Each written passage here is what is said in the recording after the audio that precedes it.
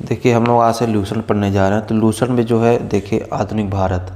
तो आधुनिक भारत में 39 उत्तरकालीन मुगल सम्राट हैं। इसके बाद 40 नंबर पे 40 नंबर कहाँ गया जी? 40 नंबर देखिए 40 नंबर है भारत में यूरोपीय व्यापारिक कंपनियों का आगमन। तो ऐसे यूनिट बाई डेली एक क्लास करेंगे। एक क्लास आज आधुनिक भारत का उत्तरकालीन मुगल सम्राट का होगा। फिर इसके बाद हम लोग पढ़ेंगे पॉलिटी में देखा जाए तो अब देखिए इसमें आधुनिक भारत से काफ़ी क्वेश्चन पूछा जाता है एग्जाम में। तो इसमें 39 से स्टार्ट है और जो 60 तक है, ठीक है। मिला जुला के 20 या 21 देख 40 हो गया और 60 21 यूनिट है। मतलब एक महीना में हम लोग आधुनिक भारत 20 दिन। और पॉलिटी में लगा है भारतीय संविधान में 217। तो 217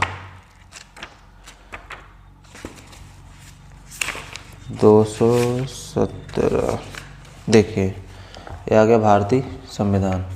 तो भारतीय संविधान में जो पहला यूनिट है तो इसमें कुछ खास नहीं है, एग्जाम में बहुत कम पूछते हैं। मेन है ये सेकंड यूनिट जिसमें लिखा भारतीय संविधान सभा। इससे काफ़ी क्वेश्चन पूछा जाता है। तो आज इसको करेंगे हम लोग। ये काफ़ी बड़ा है, देख सकते हैं। इधर भी है और इधर पेज भी है और इधर भी है। तो और यहाँ पे जा ख़त्म होता है, यहाँ पे 3 स्टार्ट हो जाता है।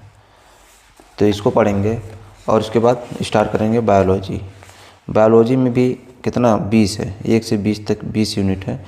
मिला जुला के हम लोग 20 या 25 दिन में आधुनिक भारत और वो जियोग्राफी और भारतीय संविधान इसको ख़त्म कर देंगे। कंटिन्यू डेली एक क्लास करेंगे हम लोग, ठीक है, समझते हुए। और अगले दिन जब पढ़ेंगे तो पहले इसका क्या करेंगे, रिवीजन। ऐसे आज इसको पढ़ चुके हैं, कल जब दूसरा टॉपिक लेंगे तो इसको रिवीजन करेंगे, फिर इसके बाद नेक्स्ट पढ़ेंगे। तो इस तरह से, ठीक है। चलिए पहला है हम लोग क्या पढ़ रहे हैं, आधुनिक भारत उत्तरकालीन मुगल सम्राट, ठीक। उत्तराधिकारी युद्ध में गुरु गोविंद सिंह ने बहादुर शाह का साथ दिया था। किसका दिया था? बहादुर। देखिए मुगल सम्राटों स्वतंत्र होने वाले राज्य का संस्थापक अवध, शहादत खां, हैदराबाद, चिनकिलिज खां का निजाद उल आसफ शाह, रोहिलखंड वीर दाऊद एवं अली मोहब्बत खां, बंगाल मुर्शिद कुली खां, कर्नाटक में सादुतुल्ला खां, भरतपुर में चूड़ामन या बदन सिंह, ठीक। ये जब मुग़लों का स्वतंत्र हुआ था राज्य तो उसके संस्थापक थे ये लोग। फिर यहाँ मुग़ल सम्राट मोहम्मद शाह ने शहादत खां को बुरहान उल मुल्क की उपाधि दी। शहादत खां का असली नाम मीर मोहम्मद अमीन था। अब मेन स्टार्ट हो रहा है, जो इम्पोर्टेंट काफ़ी पूछा जाता है। बहादुर शाह का पूर्ण नाम मुअज्जम था, ठीक। बहादुर शाह को शाह बेखबर के उपनाम से पुकारा जाता है। जहादर शाह अपने शासन में लाल कुमारी नाम को वेश्या को हस्तक्षेप करने का आदेश दे रखा था। मुग़ल कालीन इतिहास में सैयद बंदू हुसैन अली खां एवं अब्दुल्ला खां को शासक निर्माता के रूप में जाना जाता है। जहांदार शाह को लंपट मूर्ख भी कहा जाता था। फर्रुख सियर को मुग़ल वंश का गीड़ित कायर कहा गया। 1975 में एक शिष्टमंडल जॉन सुरमन के नेतृत्व से भारत आया। यह शिष्टमंडल फर्रुख सियर के दरबार में 1717 में पहुंचा। चलिए फर्रुखसियर जानलेवा घाव से पीड़ित था। ठीक, जो जानलेवा घाव से पीड़ित था, यह शिष्टमंडल में हैमिल्टन नामक डॉक्टर थे जिन्होंने फर्रुखसियर का इलाज किया था। यह खुश होकर इसने अंग्रेज़ों को भारत में कहीं भी व्यापार करने की अनुमति तथा अंग्रेज़ी सिक्कों को मान्यता प्रदान किया था। फर्रुखसियर द्वारा जारी किए गए इस घोषणा का ईस्ट इंडिया का मैग्ना कार्टा कहा जाता था। देखिए, ये एग्जाम में पूछा हुआ है कि ईस्ट इंडिया का मैग्ना कार्टा किसे कहा जाता था। ठीक है, सुंदर युवतियों के प्रति अत्यधिक रुझान के कारण मोहम्मद शाह को रंगीला बादशाह कहा जाता था। एग्जाम में ये पूछा गया है कि अत्यधिक रुझान के कारण मोहम्मद शाह को रंगीला बादशाह कहा जाता था। इसलिए एग्जाम में ऐसा पूछा गया है कि सुंदर युवतियों के प्रति अत्यधिक रुझान रखने वाला कौन सा शासक था, तो मोहम्मद शाह रंगीला बादशाह था। यह संगीतकार के रूप में मोहम्मद शाह ने अनेक ख्यालों की रचना की।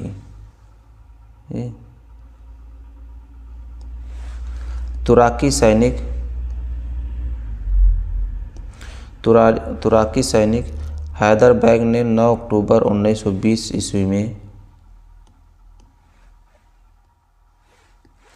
सैयद बंद हुसैन अली खां की हत्या कर दी।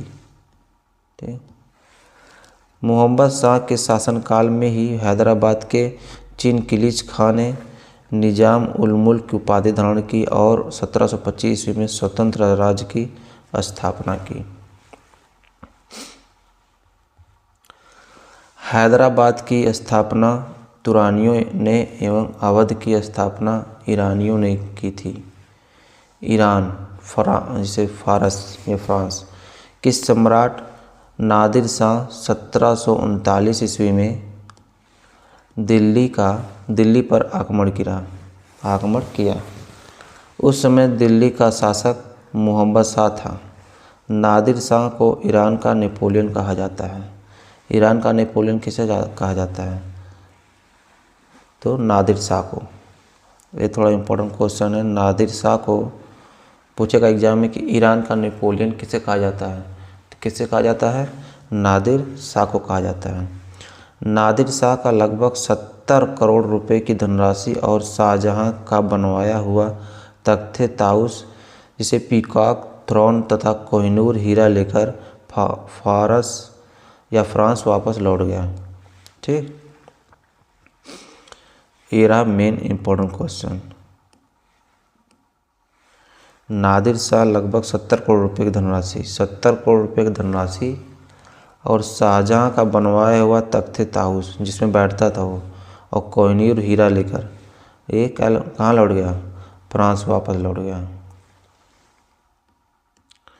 तख्ते ताउस मयूर सिंहासन पर बैठने वाला अंतिम मुगल शासक मोहम्मद शाह था।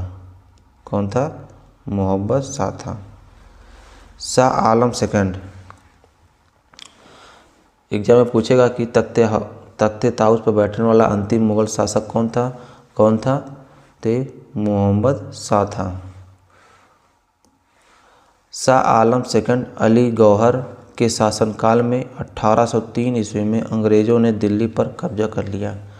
दिल्ली पे कब्जा किया किस सन में, 1803 ईस्वी में। किसने, शाह आलम सेकंड ने। ठीक, अब आता पानीपत का तीसरा युद्ध।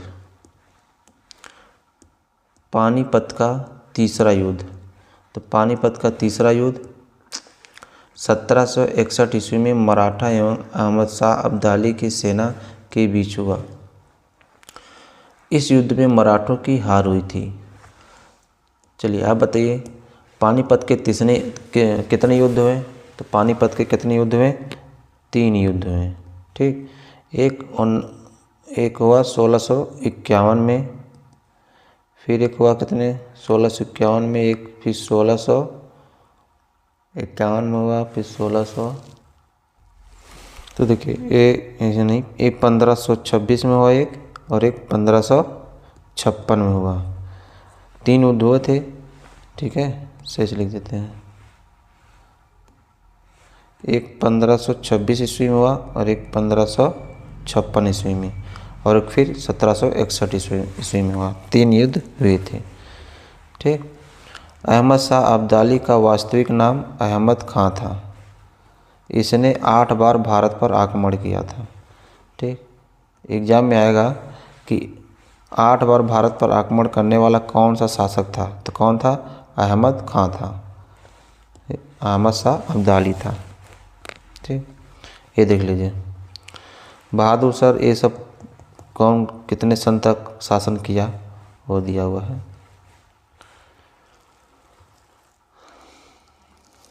चलिए